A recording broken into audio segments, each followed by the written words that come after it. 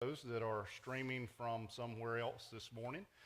And this morning, Pastor Dan is away on vacation, and so it will take three of us to try and fill in his shoes. So you'll get to see all of your new staff this morning, and so we are going to do our best, and we're all new, so we're going to mess up, and that's okay. But it's good to be here this morning, and I am, for those that are just visiting, for those that I haven't had a chance to meet yet, I am Hans Murdoch. I am the new senior adult minister and the chaplain for the Culpeper, the Baptist home, and so I am so happy to be with you here this morning, an opportunity to be able to preach this morning. And in the process of all of these things being new, I know last week Pastor Dan joked and said that I wasn't willing to take up the first tough subject of politics, but this morning I think what I'm going to preach goes right along with that, and we're going to start in Ecclesiastes. I think for our political climate, Ecclesiastes is a good book to be in. And we're going to look in Ecclesiastes chapter 3 and start off with verse 1. But now I will warn you before I get started, unlike Pastor Dan, I am not accustomed to standing still behind the pulpit. In fact, in my church in Pennsylvania, we didn't even have a podium. I would get up and move it out of the way because I was afraid I was going to fall over it because I move a lot. So I probably won't just stand in one place. Sorry, Sarah. In Ecclesiastes chapter 3, starting in verse 1, it says, "To everything there is a season, a time for every purpose under heaven, a time to be born and a time to die, a time to plant and a time to pluck what is planted, a time to kill and a time to heal, a time to break down and a time to build up, a time to weep and a time to laugh, a time to mourn and a time to dance, a time to cast away stones and a time to gather stones, a time to embrace and a time to refrain from embracing, time to gain and a time to lose, time to keep and a time to throw away, a time to tear and a time to sow, a time to keep silence and a time to speak, a time to love and a time to hate, a time of war and a time of peace. What profit has the worker from that in which he labors? I have seen the God-given tasks with which the sons of men are to be occupied. He has made everything beautiful in its time. Also, he has put eternity in their hearts, except that no one can find out the work that God does from beginning to end." Change. God is in charge of all things, and he is in charge of all of the changes, and our lives are constantly in flux and constantly in change. If you don't believe that, you walk out and you look at the landscape today. It is somewhat different in many places here in Culpeper and around than it was yesterday, especially out Rixieville way where they had 5 inches of rain last night. Some of the things have changed the way they look. God, though, is in charge of all of those changes, and all the changes are temporary. You know, it rained. Praise God. He said in Noah's day he would never destroy the earth with flood again. Last night, we weren't sure about certain places being destroyed, but it wasn't going to be the whole earth. All of those changes God is in charge of are just temporary. You know, I've been living in Pennsylvania for the past 12 years, and unlike most of the folks in Pennsylvania, I love the wintertime. I love the cold. I love the snow.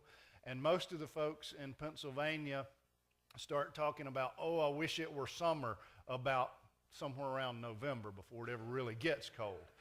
They start talking about the summertime and the warm weather, and I love the 4 seasons. I love to see the different changes. I love the way God just keeps them for a short period, because, you know, if it were summer all year long, I would just melt away. I look forward to seeing the fall come in and the cooler weather. And I know that in the middle of summer, in the middle of July, when it's 100 degrees, I know it's all temporary, because God's in charge, and he gives us these changes as seasons in life. You know, sometimes you look at the seasons that you may be going through, whether they're good or whether they're bad, and you think, oh, this is going to last, but then suddenly there's a change. You know, arthritis, you may have arthritis and you think, oh, well, this is going to last forever, but then it changes where it is or the intensity to which you have it. So it's all just a season. It's all temporary, and God is in control of all of those things. And another constant that we have is that time doesn't stand still. You know, we don't grow stagnant. We're always changing. We're always changing the way we look. I mean, you know, it's either drooping or you're having something done to tighten it up. We're always in a process of flux, changing from one season of life, from being a child into being a youth, into being an adult, into being a senior adult. We're always in the process of growing from one season to the next. And the Lord knows that from the very beginning, all the way through the process. God has his hand on each step as we go. And sometimes we're in the middle of that season. You may be in the middle of that season of mourning. You may be in the middle of that season of loss. You may be in the middle of that season of the war. Or you may be in the middle of that season of hate, and you think, where is the Lord in this season? How long will this last? And your encouragement is that, yes, God is in control of that season. And it is just a season. There will come an end to that as well. We may be in the midst of that season of love, of laughter, of seeing gain, and we think we just enjoy those parts of life so much. Why can't we just stay there, right? Why can't it just all be good? But God has worked in both the seasons of the good and the seasons of the bad for his purpose, to make it beautiful. You know, if spring came in the middle of summer, it wouldn't mean nearly as much to us as it does coming at the end of winter. Whenever you go from the trees being empty and the ground being bare and the grass being brown, to suddenly having those flowers begin to crop up and the leaves on the trees begin to bud out and the grass begin to turn green, it makes a stark difference to us. And we can notice and enjoy the coming of spring. And we can do the same in our lives when we have been through those seasons of hardship, whatever they may be.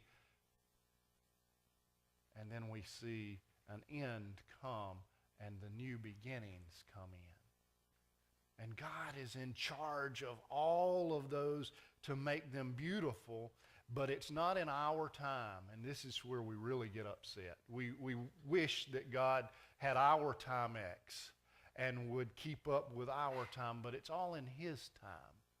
He makes it beautiful. And so God appoints seasons for each activity in our life. There's nothing that we go through, none of the seasons that we go through that are a surprise to God. He's appointed them. And here at the church, at Culpeper Baptist Church, you all have been through some seasons. You've been through some good times and you've been through some hard times. But they've all been seasons. You can look back now and you can see, yes, there was a start to that particular event, and then there has been an end to that particular event. Some of those seasons are ongoing right now, and you are in a flux, and we are together in a change as we have new staff. There's great excitement within the body of the potential of growth and what God is going to do and what He has been building to up until this point. And it's all just been in seasons as He prepares. None of us would have guessed what you went through and what you had to go through to get to the beauty that God has prepared for Culpeper Baptist Church. All in His time, though. And then we look at the things that take place and we don't understand. You know, often we're going through life and we think we know what God has planned and we are marching along with Him, and then suddenly things have shifted and it's not going the way we thought it should, and it's not looking as good as it looked before, and we don't understand what God's plan is. Because God sees the beginning and the end.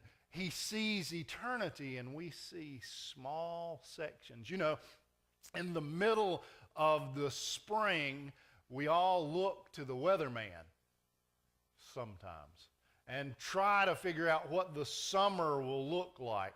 And in the middle of the fall, people are listening to the weatherman and reading the almanac, trying to figure out how bad is the winter going to be. But we really don't know. Because, you know, it changes so often as we go through those seasons. But no man can really guess, and yet God knows exactly what it is. It's not a surprise to Him. Each section, each season is under His control, and each part and activity God has set in His plan for His main goal to make things beautiful in His time. Whatever that season is that you may be in at this moment, whatever it is, throughout Ecclesiastes, especially this particular section of Ecclesiastes, we see how God includes even the harshest moments. I mean, who would have thought that war would be set aside as a season? Hate, a time to kill, it says. And yet, all of those seasons are coupled together with love, peace, to make all things beautiful in God's time. Aren't we thankful that God is in control? Aren't we grateful that God gives us seasons in His time instead of allowing man to be in charge of it? Aren't we grateful that even in, the political realm of where we are, it doesn't matter who you are for or who you are against. Come mid-November, we don't have to see the advertisements anymore. It's only a season. Praise God, He's in control. He's in control of all things. Even sometimes when we think He's not, He's still working it out for His purpose and His goal under His hand.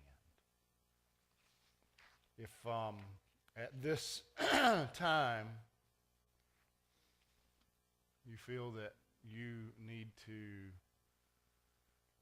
ask the Lord to come into your life, If at this time you have been visiting the church and you feel it's time for you to come and make yourself a permanent member of this body, this would be that time as we go into our song of commitment.